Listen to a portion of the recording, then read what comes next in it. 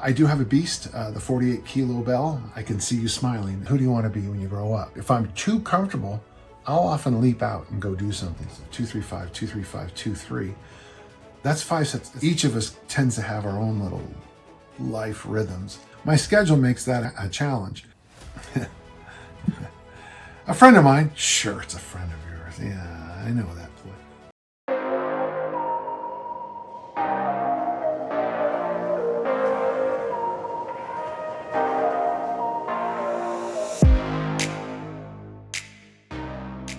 Hello again, everybody. Welcome back. I'm Dan John, and this is the DanJohnUniversity.com podcast. This is episode 254, and a reminder to all of you, this is a question and answer podcast. You ask the questions, and I do my best to answer them. If you have questions, send them to the podcast at this email address, podcast@DanJohnUniversity.com. I'm always amazed how many people will ask me in the thread below, what is the address to our podcast? But I get it. I even had someone comment that they didn't like my podcast because it was just a talking head and there's no action videos. And I thought to myself, well, if you just look at the channel, you'll find, I think we're in the thousands of videos now, and we have countless how-to and exercise videos. Some of the most popular are the armor building complex, the humane burpee, a couple of, like the perfect workout got a lot of hits. And of course we have a lot of exercise demonstrations. But in the people I work with, hands-on or like some of the workshops I do, their favorite one is the follow-along mobility workouts. So there's a lot to choose from. I hope you like it. And let's get started this week. We start off with a fun question because I know the person and it's fun. Ricky asks, he goes, "It is Ricky from the night group of the Inner Circle Round 4. I know who you are, Ricky. My question for the podcast this week is this. I heard you mention that you have 40 kettlebells in your gym. Ricky, I did not. I have 35, okay? 40 is too many. Which of these bells do you use and which movements do you prefer with each bell or set of bells?" First off, any of you interested in joining Ricky on the Inner Circle, I guess right now it's open for the next group.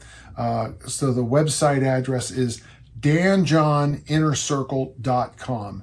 danjohninnercircle.com, and register and let's find out if you want to be part of it. So the Inner Circle, there's lots of things I send out. We have weekly meetings. I talk to most everybody on the phone or at least text all the time, and it's a good group.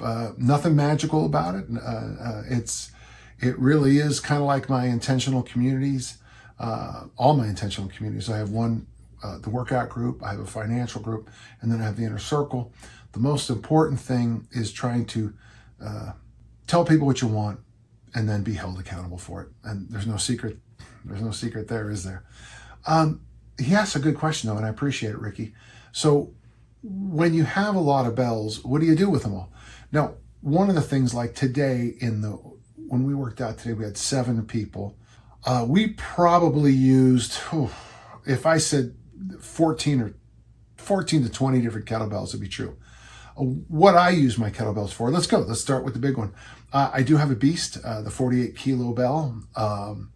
It doesn't get a lot of use, or check that. It used to not get a lot of use. Like when I did the 10,000 swing challenge, one of the things I do like to do is, if it works out where I'm like this time of year, if I was doing the 10,000 swing challenge, I would use the 48 every time. When I do them, when it's colder here in Utah, and I don't think people appreciate how cold it gets here, and I only do them over here in my downstairs family room, then I just stick with one bell, the 20, the 24 usually. But with the 48, with the 10,000 swing challenge, I like to do that for a set of 10, and then so if we go in rounds, I like to throw that in as a set of 10. So maybe a set of 10 with the 48, and then back that up with a set of 15 with the 24, and then go lighter and get 25 to whatever is a good number with the 20. So 10 with the 48, 15 with the 24, 25 with the 20. you're looking at 50 reps, do 10 rounds of that and you're done. It's not a bad way to go. But right now we're using the beast on the deficit deadlift station. Folks, it's real easy to make your own deficit deadlift. I wrote an article a long time ago for Dragon Door. Pavel put it in a couple of his books. And it's funny because it's also in Tim Ferriss's 4-Hour Body book, but it's not attributed to me. It's attributed to the Dave Draper Forum, which is kind of interesting. But it's the Hungarian Core Blaster, which is a fun little device. It's the ones we also use in our gym come from Brett Contreras. It's just basically the T-bar. It's the T-bar with the connector. There's nothing new about them. The first time I ever saw this exercise was in 1968 or 7 in a Strength and Health it was called the Little Olympics in Mexico City. And they were doing this little swing variation that I thought was pretty cool.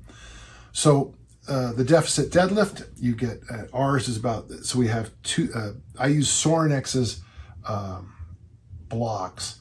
They're a little expensive. I have 2 on both sides. The 48 sits in the middle. You stand on it, and then basically you do a Romanian deadlift, or you do a butt touch the wall hinge, and you push your butt back, and you do deficit deadlifts. I think they're pretty valuable. With the 36s, I used to use them a lot more, and frankly, I'm not anymore, and it's too bad. I tried to do the rite of passage with the 36 years ago. Today with the 32s, I did Tabata suitcase carries. It's not that hard. It's 4 minutes of alternating suitcase carry left, suitcase carry right. The 24s come out a lot. That's a real good press weight for me. For men in my gym, the 20s are the most common used, and we have 4 of those, so it works out very nicely. And then I have this massive collection of from 18s down to, I know there's a 4 somewhere. I just don't know where it is. But 18s down to 8. We have both pounds and kilos because they're a mix of bells. These are the ones most people donate to us when they buy kettlebells for home, and then they stop doing it.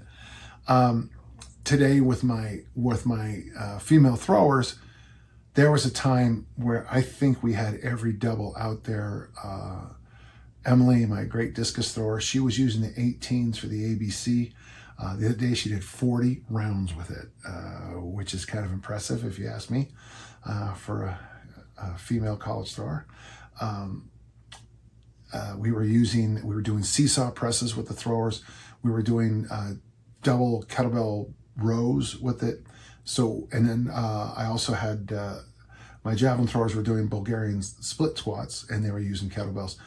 So it's a good question, Ricky. And honestly, and I've said this on this before, but if all you could have is one kettlebell, if you're male, generally I recommend the 20. Obviously, I just read an interesting thing online, Ricky, as a small segue, but it's a site that caters to people learning how to lift. And I got to make sure I keep my respect here. And in the front squat, it said that many men can build up to an 80 to 120 pound front squat. And I thought to myself, holy cow, we must all be freaks of nature here at the Murray Institute for Lifelong Fitness, the MILF. Because everybody in the gym can front squat far more than that. So you have to be careful when you give advice online, because there's 8 billion possible people who can hear this. And when I say the 20 kilo is light, there are people who are going, that's really heavy. And when I say the 24 is kind of light, but a good starting weight, there are people who are saying that's my goal. There's a very famous kettlebell instructor who can't press the 24, which is interesting because I don't necessarily think the 24 is heavy. But people have injuries, people have conditions, and that's what happens. For women, I generally tell them to start up if you can with the 10, though obviously the women I train generally are the 12 and 16 right away. Once you have one kettlebell, depending what direction you want to go, universally I always like the standard big 3, the 16, the 24, and the 32, because I always felt like that was a great combination. If you're going to have doubles, I like double 20s or double 10s, but that's a lot of advice to throw out at once. But I think I am over kettlebell. I have 4 Olympic bars. I've got 35 kettlebells, and it's a home gym. I have 2 hip thrust machines, but this is what I like to do, and this is how I like to train. So Ricky, thank you. It's a good question. I'll always put inner circle people to the top of the pile on the questions because I know that you've bought in, and moreover, I can see you smiling as I answer that question. So thank you, Ricky, and we'll talk soon, I'm sure. Bye-bye. Joanna asks a question. You're presented with a new opportunity in your career. It involves a significant geographic move as well as a significant shift in skill set. Your current situation is far from perfect. This is obviously hypothetical because my life is perfect. But there's still plenty to accomplish, a mission you care for, I like that, and you feel like a voice that's needed in this particular work culture. The new opportunity is fresh and exciting, both personally and professionally. It's also nebulous and likely to be challenging in a lot of new ways. It's a risk and could possibly end up with a big fat fail, been there, but it also has a possibility of turning out really beautifully. And it's also probably a path that doesn't lead back to where you're doing now, which you still love despite the struggles, so you'd be closing the door in that chapter. Both options tap into distinct values and skills, and they are significantly different from each other. You're equipped for both, and could you see yourself doing both? What all goes into your decision-making process? And then, equally important, what goes into your post-decision-making mindset? It's interesting. I can drive my mental bus back to 1996, where this happened. It was interesting. It was called the junior ring ceremony for the high school I was at, and I was very as a teacher, instructor, professor, maestro, whatever. There's a head coach. There's always that time where you suddenly get that feeling of, the administration we have a new administrator, every 2 years we have a new principal, every 2 years we have a whole new set of rules. Every 2 years we throw the baby out with the bathwater, whatever cliche you want. So in 1996, they asked me to speak at the junior ring ceremony, and they used what I thought was a bit of a cliche for their choice when I first was asked. It was Robert Frost's, the 2 roads, and I have chose the less traveled road. And that's very common. You'll see that a lot in high schools, as a theme. I gotta be, yeah. So here I am in my late 60s saying it's a cliche. It's because I've seen it so many times. But to a 16 or 17-year-old, it's fresh and new, and it really ties into the heart. So you have to don't let my grumpy yell at the clouds exterior ruin your life. And while in about 6 weeks between when they asked me and when I did it, I made a decision to leave teaching and go on to be an administrator at another thing. And 1996, that's a while ago. And I knew, in fact, the speech I gave, I talked about how comfortable I was in the position I am. When you teach or coach long enough, especially if you're like me, you keep checklists and you update things and you update the updates and you checklist the checklist. Yeah, pretty soon it gets pretty easy to come back. Even then, I was one of the first teachers to own my own computer. I had one of the Macintosh early versions, and I was able to save my tests on this thing called a computer. I know. And so I could make small changes. I never had to make huge changes on a test. I didn't have to retype 100 questions, and I retyped 3 or 4 every time. Bad questions. And I had everything set. I knew the handouts. I had my notes are still here in my office here, and every so often I'll kind of crack them open and look at them like, this is good material. This is organized. It's smart. Or I could just go off, and it was an opportunity up and a pay cut, but I knew long term it would be the best thing I ever did, and I was right. So when I made that decision, the first thing is the question I asked myself is, who do you want to be when you grow up? And it's real easy to become an institution at an institution. You show up every year, you see basically the same faces, a lot of things retread, here again, there again, here again. And what I realized is that I was being stifled by my position. Now, this is different than what you're saying, but this is just a situation. And I knew that to grow, I needed to rethink things. I had no experience with spreadsheets. I had no experience with email. I had no experience with all kinds of things. Stuff that really runs my business now. So I always think this. Well, it's my seasonal approach, Joanna. It's Ecclesiastes. There's a time. There's a time to grow and there's a time to reap. There's nothing new. So for me, I've always looked at everything in my life a little bit seasonally, cyclically, and I think that's why one of the reasons I like being a school teacher so much is, at least in the system I taught in the fall was football, and the winter was wrestling and basketball, and the spring was track, and the summer was not very much. We were all off in the summer, and then we repeated it, and it was a nice rhythm for things to continue to grow and get better. And if you want more fruit, you can't eat everything off the tree. I mean, you got to plant the seeds somehow, and you got to let the seeds grow, and you got to let the trees mature. And I know this is probably circling around a little bit, but I believe very strongly in what I'm trying to tell you here. So Joanna, when I come to making a decision, sometimes I look at my comfortable level. When you're a little too comfortable, you start getting in your own way. I used to work with a man. His name was Father John Lehner, and he was just a great guy. We used to call him Joe Willie Lehner because he organized our softball team, and we were a great softball team.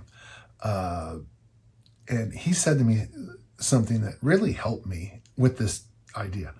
And I probably was only, I know I wasn't even 30 yet. I was probably in my mid-20s. And he says, every so often people need to be made uncomfortable. And his idea of a faculty is that, on a rotating basis somehow, every faculty member would have to move their classroom somewhere else. Now, obviously in the sciences, it might be a little different.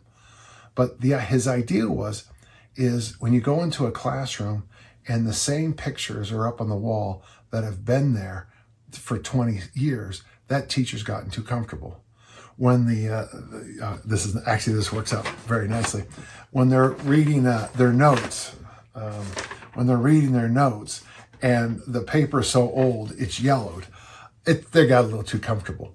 So there's a couple things I look at. First, I look at the cyclical idea. Is it a time to cut? Is it a time to grow? Is it a time to blossom? Is it a time to pick the fruit? And I can't answer that for you in this hypothetical, but right now I'm certainly enjoying the fruits of my labors for my whole life. The second thing is you look at your comfortable level. If you're too comfortable, you don't grow. If you're too comfortable, you lecture with yellow paper. You do things the way they used to be. And frankly, nothing is the way it used to be. I'm amazed at businesses that balk at people who want to work at home. Folks, if I own a business, and I kind of do, I don't need to have an office rent. I don't need to pay for the toilet paper, the air conditioning, the staplers. You stay at home, pay for your own toilet paper and air conditioning or heat, whatever. So those would be the two biggest things for me. Where am I in the cycle of life? One. And number two, where is my comfort? If I'm too comfortable, I'll often leap out and go do something. It's bit me a few times in life with relationships. I've made the leap. I've trusted people. But most of the time, when I come to a fork in the road, I take it. By the way, this never been fair to Yogi Bear. He lived on a fork in the road, and it didn't matter which way you still got to the house the same way. But Robert Frost's poem, and given his due, it's absolutely brilliant because there's so much truth to it. I always have liked to take the less traveled road in life. You think about what the bulk of my career I've done. The career I have now didn't even exist when I started. Well, it sort of kind of did because I was one of the first to do it.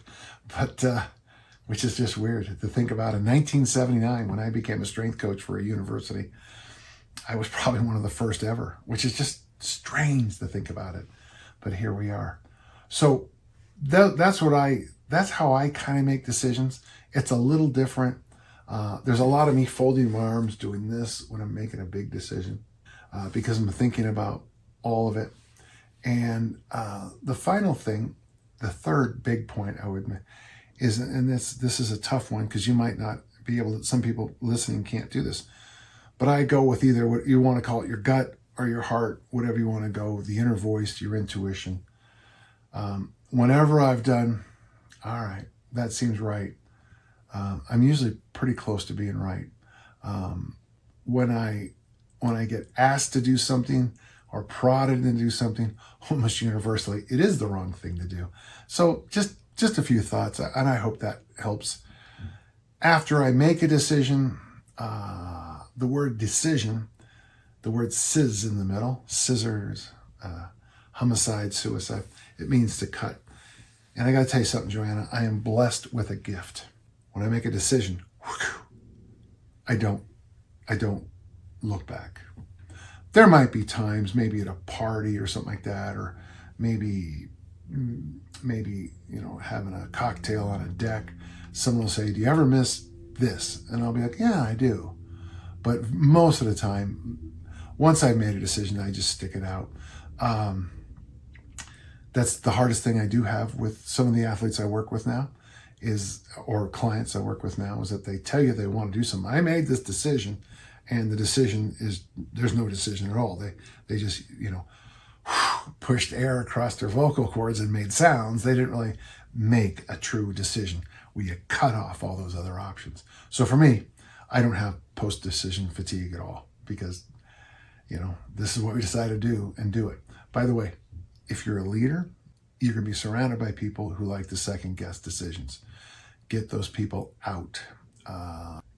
If you've spent, like as an American football coach, say we have a game Friday night, if we spent Saturday, Sunday, Monday, Tuesday, Wednesday coming up with a plan, and we start the game Friday night and we execute this plan, you got to get rid of the person, the coach who keeps going, "I told you we should have done this," because that's the worst kind of community you could be involved in.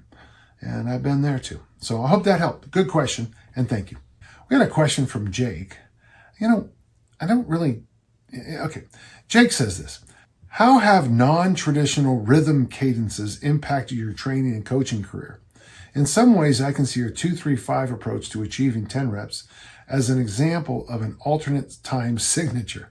I can also see how easy strength itself can be considered an alternate rhythm compared to traditional training schedules. It's interesting, Jake, and don't take this wrong. Traditional training systems, they are easy strength. Up to 1975, easy strength is how people trained. In fact, I just bought another book. Yeah, here it is. This is an interesting one. He came to my high school when I was a senior, and I listened to him. This book here by Bruce Randall cost $2 when it came out, whenever it did. And I got to pay $5 for it at a used bookstore. But I look at the exercises here and the rep schemes he's given us, and it seems to me very clearly that this is easy strength. My Ted Williams book from 1965 is easy strength. The Bosco books from 1952, 53, 54, those are easy strength. You could even argue in some ways that the Lorm is easy strength, the 1940s. So in 1975 rolls along, and of course Pumping Iron, the movie comes out in 77. Arnold, the Educational Bodybuilder comes out in 75, of which I bought the first copy at Barnes & Noble. That's when things changed. And if you go back in the old Strength and Health magazines, you go back in the old books I have, and you'll find that the ladders are very common back in the day. Rep schemes that vary are a lot more common. So we'll continue. With that being said, is the use of alternative rhythms intervals something you deliberately focused on in your career? No, Jake, if you don't mind me, what I always focused on, and I've been lucky because I was a track and field coach and as an American football coach, is the cool thing about track and field is about results. Swim coaches can say the same thing too. So for me, if I see my athletes just look like, you know, internet models, but they can't compete, then the system we're using is terrible. If the weight room numbers for my athletes are through the roof, but they don't throw far, jump far, or high, or sprint fast, the program is wrong. So when it comes to my athletes, it's always performance-based. When it comes to my general clients, it's always about nudging themselves into a better balance of mobility, body composition, and strength. If you can squat 700 pounds, but your waistline it can't fit in a hula hoop, then yeah, you might have a big squat, but you're not healthy. At the same time, if you have a wasp waist, but when somebody has to move a couch, and you're broad shouldered, you look good, you can't pick up a couch, yeah, you kind of missed it there too. So what I have always focused on in my career is, and it's two words, wants and needs. Wants is what the client wants. That's what they tell you. I want to do this, this, and this. Very often it's pipe dreams. It's there's no substance to it, but you got to listen, and it does help provide direction. The needs I get through with the 1, 2, 3, 4 assessment for it's in the book. Can You Go? Available at On Target Publishing, otppublishing.com. With the 1, 2, 3, 4 assessment, we figure out what you need. And so then I put programs what you need. Now, with that basis, then we look at the program. If you look at the workout generator, you'll notice that the programming is, it's 3 sets of 8, 3 sets of 10, 3 sets of 12. There's 6 weeks. There you go. 2 weeks of 3 sets of 8, 2 weeks of 3 sets of 10, 2 weeks of 3 sets of 12. I don't know of a more basic and boring program than that, but it's good. It works well. 1 minute rest, whatever. When I look at strength training, when I look at body composition changes, when I look at nutrition, I'm constantly looking at the simplest, fastest way to get there. That's what Tommy Kono called the American system. And so for me, the reason I did add the 2, 3, 5 and all that stuff really was because of the advent of kettlebells. Even though I went back later and realized they were great for barbell work, doing barbell bench press of 2, 3, 5, 2, 3, 5, 2, 3, that's 5 sets. It's the same as 5 sets of 5. That was 25 reps I just gave you. 2, 3, 5, 2, 3, 5, 2, 3. But the nice thing is you can use more load because you don't have to worry about those 2 big sets of 5. So that's just another way. What I use this for is to nudge people up to more weight throughout all 25 reps. I think a lot of this comes because I was exposed to so many really good early thinkers in weightlifting. John Powell, of course, who learned most of his lifting from the great coach and lifter Richard Marks. He told me an interesting thing. He said, and I'll just use this example. So he would set himself, okay, so this year I'm going to do 5 sets of 5 with 315 in the bench press. Whatever, it doesn't matter, something light like that. So his first workout, he would do, a set of 2, a set of 1. He'd nail another set of 2, a 1 and a 1. Whew, okay. Well, what he would then try to do is workout after workout, week after week, month after month, is nudge himself up so he did all 5 sets of 5 with 315. And that's how he assessed progression. And I remember when he was telling me about that, I just kind of leaned back and went, that is such a smarter way to do it than all the nonsense I coach. So I think, Jake, when you hear me say things like that, I think you got to make sure you understand how many years I've been doing this and how many resources I've been stealing from, adapting all this time. I hope that helps, okay? But when it comes to rhythms in life, I'm still a bit believer. Back in the 80s, there was a lot more when we're talking about cycles and how things changed. One of the things that they used to really emphasize in the mid-80s, Irving Dardick did a good job explaining this to all of us, and I'm still a fan, obviously, is that each of us tends to have our own little life rhythms, And if we can tie a training program into that rhythm, if we can try a yearly calendar into that rhythm, if we could try a decade-long concept into that rhythm, things get better. You'll notice I kept doing this with the rhythm because that's the rhythm of a discus throw, which is also the rhythm on how I put together a season of conditioning. It's also how I try to get my athletes to look over a career. So I don't know if that helped, but thank you, Jake. Interesting question. Appreciate it. We have a nice question here from Chris. I'm a night shift police officer with 3 small kids. How's sleep going for you? I try to get a real dedicated exercise session in a couple of times a week. My schedule makes that a challenge. There are many days when my only free time is in the middle of the night when I'm at work but not busy. I make an effort to walk the high school track and stadium steps, do squats and lunges, do pull-ups on the school equipment, and I've taken to keeping a resistant band in my car as well. See, I like this. See, for the rest of you listeners, Chris has a situation. He's got a collision job, occupation, being a police officer. He's got 3 kids. So what he's done is he's figured out a very reasonable, doable approach to keeping his fitness levels high. He purchased some resistance bands to keep in his car. Great idea. He goes to the school and he does stadium steps. He runs some laps. He does the pull-ups on the bar. That to me is one of the most reasonable things I've seen in a long time. And thank you, Chris. He continues on. Is there an optimal way to combine the things mentioned above to get the most out of my effort?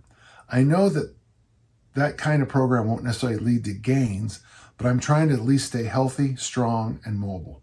There's a lot of options there. Now, if you want to really discuss this in more depth, you could either join my inner circle, danjohninnercircle.com, or we could even have a phone call or something. But I'm just going to give you a couple ideas here. First, I think what you're doing is just fine. If you can get out to the high school and you can start to do little workouts. We used to have a challenge for my sophomore football team called the Big Al Challenge. It's named after my father, obviously. And interesting is that one of my athletes who became a congressman down in Arizona, no one thought he could do it, but he got accepted to Yale and did very well. And in his Yale letter, that letter you write to get into a university, he talked about the Big Al Challenge and how that challenge changed his whole life. It's very simple, and it's based on something my brother Gary came up with, but walk a lap, do 7 stadium steps. This is a big stadium, maybe you might have to change that. Walk a lap, run a lap, jog a lap, 7 stadium steps, come down, do 7 sit-ups, 7, I think sit-ups are the best here. 7 V-ups will be fine, but don't go crazy. And you're going to do that 7 times. So at the end, it's going to be a 1.75 mile walk, 49 stadium steps, and 49 sit-ups. The hardest part of the workout is getting up and down off the ground after those damn sit-ups. And that was the idea, because none of the workout is hard. So what I would like you to think about doing, if you don't mind, and by the way, you have squats in there. You could even toss those squats in there. And if the pull-up is close enough, you could do 1 pull-up. But what I'd like to see you do is combine the tools that you have and use those for your workouts. So instead of just walking 6 laps and then doing stadium steps and then doing squats and then doing lunges and then doing resistance bands, try to integrate that into a system, because that's going to be a lot more like what's happening. Also, the other thing I'd want to make sure you do, you got to throw some sprints or you got to add some speed sometimes to either save your life or save somebody else's, or to catch the bad guy. Try a little bit. You don't have to do the 7s idea. I just like it because it's everyone knows my love of Fibonacci numbers, but I also love 7s because 7 is like that perfect number in theology. Everything's 7s in theology. 3s, 4s, and 7s. But just kind of say to yourself, okay, I'm going to walk a lap. I'm going to do 5 stadium steps. I'm going to do presses with the resistance band. I'm going to do that 5 times, and just kind of combine them into these natural little circuits. But I'm going to tell you from the heart, don't overlook the value of that walk after each round, because to me, that's a lot more valuable than just moving on to the next exercise. I'm convinced, Chris, that most of us don't appreciate walks between sets as much. Now, obviously, if you're in a gym setting and you do a set of bench and you go for a 10-minute walk, when you come back, somebody else will be using the equipment. In my setting, I could probably pull that off. Mike and I have done a workout a few times where we will do a set in the gym and then do 2 loops. I have about a quarter mile, 400 meter block. So an 800 meter heavy hands, it's harder. It's going to be harder than it sounds. So you do a lift like front squat and then heavy hands, front squat, heavy hands, front squat, heavy hands. And honestly, you probably can only get in 3 to 5 rounds of that because it just takes so long. But you do feel pretty damn good after. So if you can, as much as you can, sprinkle in walks, and then at least one day a week, I would pick up the speed. So maybe you walk the turns, stride the straightaways. Maybe the next time you walk the turns, backpedal the straightaways. The third night you walk the turns and bound the straightaways, or whatever you feel is appropriate. And of course, build up to every so often walk the turns and sprint-esque the straightaways. So build that up. I like what you're doing. The only thing I would say is to circuit train it up a little bit and enjoy it. I think one of the things that, I know we call them first responders now, okay. But one of the things I think first responders, anybody who's in a collision occupation, they need to be reminded about one of the things we've learned from collision sports is that it's not a good idea to have, we're doing mobility in the mobility room, we're doing strength in the weight room, we're doing conditioning on the track, the pitch, the field, the whatever, the beach, and then we're going to do this there. We need to, the demands of American football, rugby, and collision occupations tend to make us we need to blend those abilities together a lot more. So that'd be the thing I'd like you to think about, okay? Thanks so much. Thank you. Got a question from Sam. How would you recommend a rec league athlete weight train around their sport? I play ice hockey 1 to 2 times a week at a recreational yet competitive level, so performance is still a factor here. An easy strength is mentioned to lower the reps and sets while in season, true. However, given the infrequency of an adult league schedule, should weight training follow the normal rep schemes outlined in easy strength? You certainly can. I'm going to give you a piece of advice I picked up from, I work with a number of my friends work as professional hockey strength coaches, and a couple of them are really quite famous too. And one of the things I picked up from one of them, I'm not going to say his name, Sean, but he has his guys lift after hockey games. So, you've got you got the Canucks that are playing the Canadians, and then right after the game's over, they go and they get their weight works out. I do think that is the best way to train. Now, generally in recreational leagues, after the game, you all go out and drink beer and eat pizza. That's probably not an optimal long-term training plan, but as best you can, if you can get workouts after games. I would probably, as a track coach, a lot of things scream out to me, but the first thing is, you probably shouldn't train before a game, yet weirdly, easy strength doesn't really hit you very hard. So you could train before the game. I would suggest making your schedule so that you never train 2 days before a game. So if the game's on Friday, you can work out on Thursday, don't work out on Wednesday. That's just my experience. We used to call that the 2-day lag rule at the Utah State University, and I found that to be as true as anything I've ever discovered in my entire career. So, for those you do play rec league, I'd love to see you get in 3 to 5 strength workouts a week, but you're just gonna, and I know the schedules are insane. I played in this rec league football league for years, And it would be like, Dan, we got a game Tuesday night. Tuesday night, we play 2 games on Saturday, a game on Tuesday night, a game on Thursday. And then it would get rain and, you'd have to play 4 games in 4 days. It was fun. But yeah, I know how it is. So do your best. And that's pretty good advice. Do what you can do and do your best. Okay.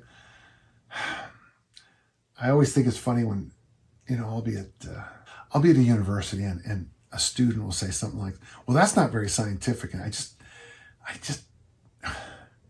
listen, at the professional levels, at the sport levels, you deal with crazy stuff all the time. Just think about how long the players stand around before the Super Bowl, before the game starts. I mean, there's all the songs, there's all this, generally the kickers are out kicking right before the national anthem.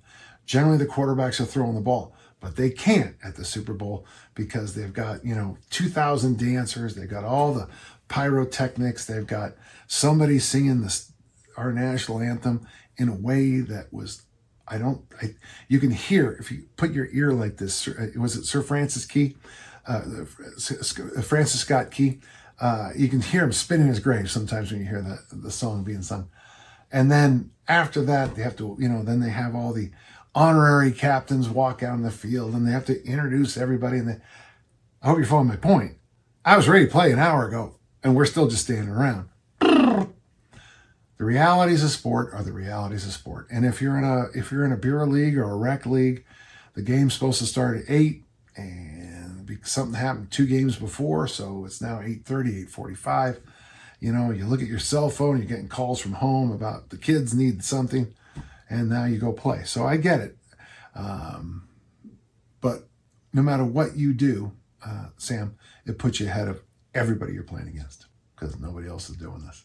All right, thanks. We got a question from Marcus. A friend of mine, sure, it's a friend of yours. Yeah, I know that ploy. Whom I want to convince the benefits of kettlebell training regularly has tension in the upper back. He asked me if it's possible to specifically target that area with the kettlebell. I couldn't give him a clear answer, maybe swings or halos, and I wanted to ask you as an expert. Anyway, an expert.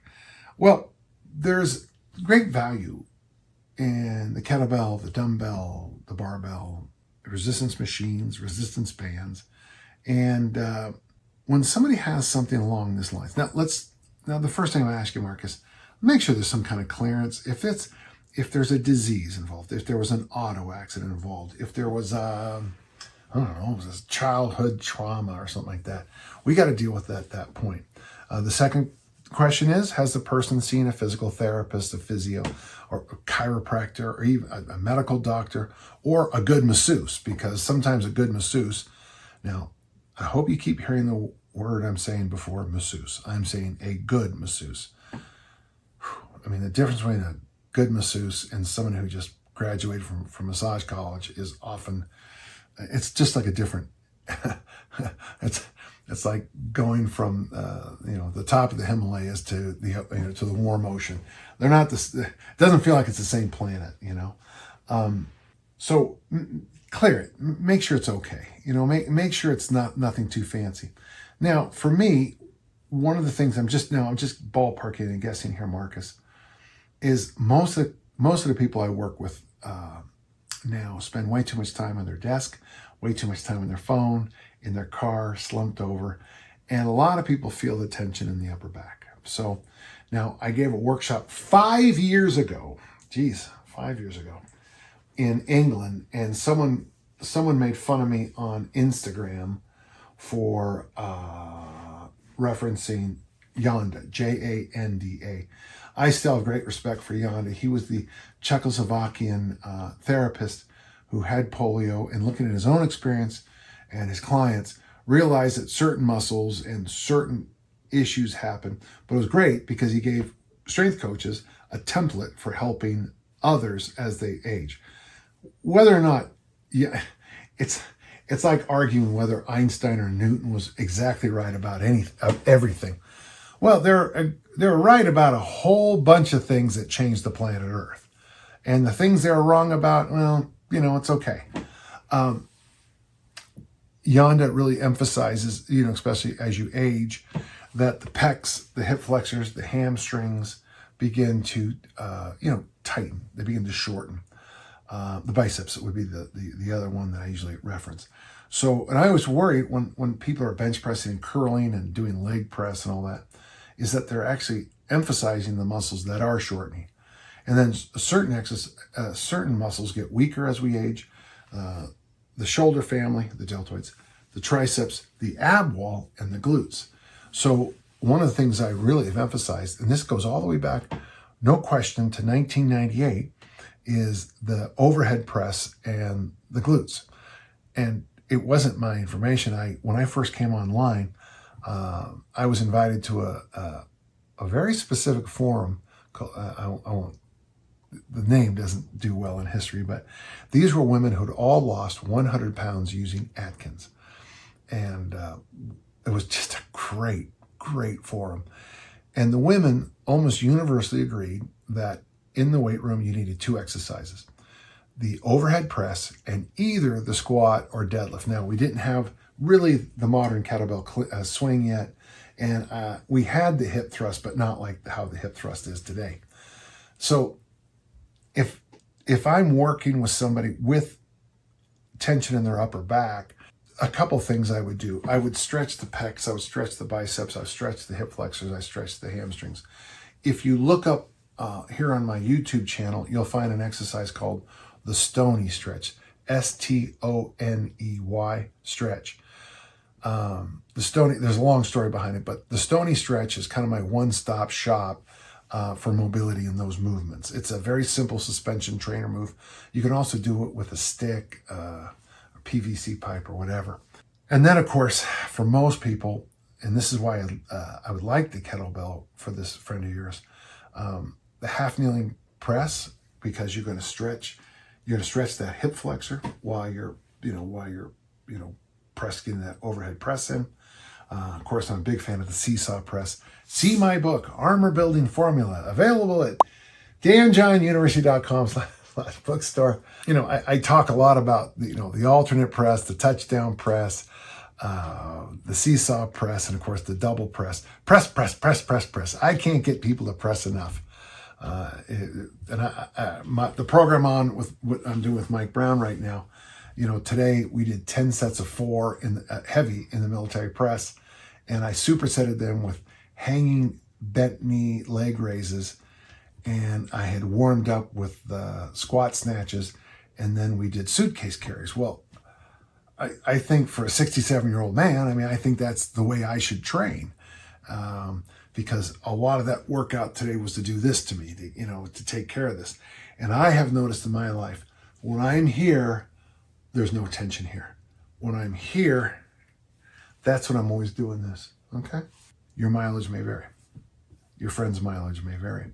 There are some other exercises that you certainly you could do. Interesting you came up with halos and swings in your thoughts. I think they would have great value. I would also just say, the one thing before I kind of close on my answer, I love hangs, where you just hang from the bar. And when I do it, almost universally, I have the joke in my gym is the poor man's chiropractor. I hang, and all of a sudden this noise happens in the back of my neck. I do a few neck nods, and I get a few more cracks. Something as simple as hanging might help too. So, perfect workout for your friend. Show up and hang. Overhead presses. Pick a glute exercise and get some suitcase carries in. Thank you very much. Okay, I hope that helped. Thank you.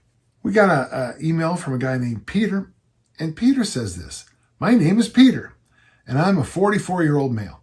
First, I'd like to thank you for the podcast and all your work. Thank you. Appreciate that. Since first being introduced to your work 2 years ago, I have done Easy Strength, Mass Made Simple, and Mass Made Simple Light. You're a brave man, Peter. I have enjoyed the programs and found them to be very effective. If you finish Mass Made Simple and you don't think it's effective, you didn't do it right. I also utilize your barbell complexes. Good. So do we. The ABC. Good. Humane burpee in my training. That's good. Peter, I like you. I would like to start a 4-week hypertrophy cycle and would like some insights in how to program your 2, 3, 5, 10 rep scheme using barbells. I would like the primary focus of the program to be on the glutes and shoulders. Would the program be as simple as just doing military press and deadlift 3 days a week and include a day of hill sprints and a day of heavy hands walking? Peter, okay, I had a different answer for you when I first 2 times I read the question, but I got to give you, I'd love to see you do this program. At least give it about 6 to 8 weeks.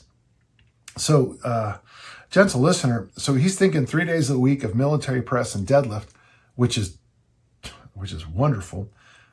Hill sprint and a day of heavy hands. I got to tell you, it reminds me, and I wrote an article about this, and it had to be 1999, 2000. And this is when Tiff had a serious surgery. She, for those of you who've been listening for a while, you know, I've talked about Tiffany obviously a lot, but she had an issue, towards the end of her life. She had a real issue with a thyroid that, had to be removed, and there was all these issues here too. But this was something earlier. And when she got advice from her doctor at the time, and the doctor recommended her to go on the Atkins diet and lift weights. And it's interesting because in the program I came up for us, because I did everything, we would do, in our garage, we had a Nautilus arm curl and a Nautilus tricep extension machine because, that's what you do. And 3 days a week, we would do curls and tricep extensions with each other. And then another day a week, she would squat and I would do Tabata front squats at the same time. That was fun. And then another day of the week, I would do military presses.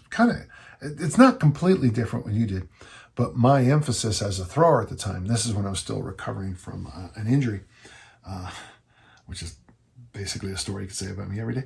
I was doing hill sprints as my, and you added heavy hands. I love this idea. And I'd like you to do that. I have some advice for you, but I want you to do that for 6 to 8 weeks and then get back to me. Okay, Peter? Send it to the podcast at danjohnuniversity.com. And then just make a note on it to say something like, send this to Dan right away or something like that, okay? Dan asked for my results. And then if you don't mind, if you could, I don't want everything, but just show kind of the before and after numbers-wise or little small decisions you made. For those of you who are really hurting on time, the Peter program is pretty good. We had to add more P's into the sentence. The Peter program, if you're struggling on time, Monday, Wednesday, Saturday, I think the idea of maybe Monday and Wednesday, you do your military and your deadlift. Tuesdays, you do the hill sprints. And then on Saturday, do the military, the deadlift, and then walk out the door for a long heavy hands. If you're hurting on time, I think that's a very, very reasonable workout. I was thinking about working some dips and incline bench press as well, but I worried it would be too much pressing. And I would just say this, for the short term, just do what we just said, and then later sprinkle in it, or do deadlift and dips. Boy, that is a great combination. I talk about it in either Easy Strength for Fat Loss or the Easy Strength Omni book, one of the two. I'm a big fan of dips, if you can do them, period. I would appreciate any advice you have. Thanks again for sharing all your knowledge. So now I'm recommending to him to do this to up to 8 weeks. For those of you who don't have the patience, I'm talking about me too. For those of you who don't have the patience, think 4 weeks, 3 days a week, you're going to military and deadlift. Since you're not doing a ton of exercises, you can probably up the volume a little bit. Depending on your deadlift variation, generally I recommend men do rack deadlifts. But if you can do them from the floor, great. There's also duck deadlifts, snatch grip deadlifts, deficit deadlifts. There's a ton of good deadlifts. If it's too much volume on the deadlift, just change the numbers, the rep number. But I'm thinking out loud that, maybe week 1, Yeah, I'll just go with the standards one I usually recommend. Do something like 5 sets of 3, week 2, 3 sets of 5, week 3, 5 sets of 5, and then a lighter week, more reps, same volume, 3 sets of 8. So 5 by 3, 3 by 5, 5 by 5, 3 sets of 8. If you can do it on the deadlift, great. If you have to cut those numbers back, don't worry about it. Like there's, depending on your variation, I've done 8s in the snatch grip deadlift and found them really good. 8s is what I do on Romanian deadlifts. 8s is what I do on deficit deadlifts. But 8s from the floor never would work for me. So, of course, your mileage may vary. And on the hill sprints, really go after the hill sprints. Take it very seriously. I have tended to not get much after 5 to 8 hill sprints. I'd rather you go hard and long for less reps, but I don't know what your hill looks like. If you ever get a chance to come to Salt Lake City, we had this glorious hill next to where we did our track and field workouts. So we did 4 one time, and I thought I was going to have a mutiny on the team. You know, they started putting on their pirate hats and their cutlasses, and that's when I realized that if you have a hill that goes like this for a long ways, you don't need a lot of them. If you have a hill that goes like this for a short ways, you need more. Your miles may vary. And then on that heavy hands idea, I really like doing it after one of the weight workouts while you're still pumping. By gosh, the Peter program, we're going to make you famous, my friend. Well, listen, that's it for this week. A good amount of questions. I enjoyed it. Again, if you have questions, send them to us at podcast@danjohnuniversity.com. As I say, I'll do my best to answer each and every one, and it's truly an honor being asked these questions.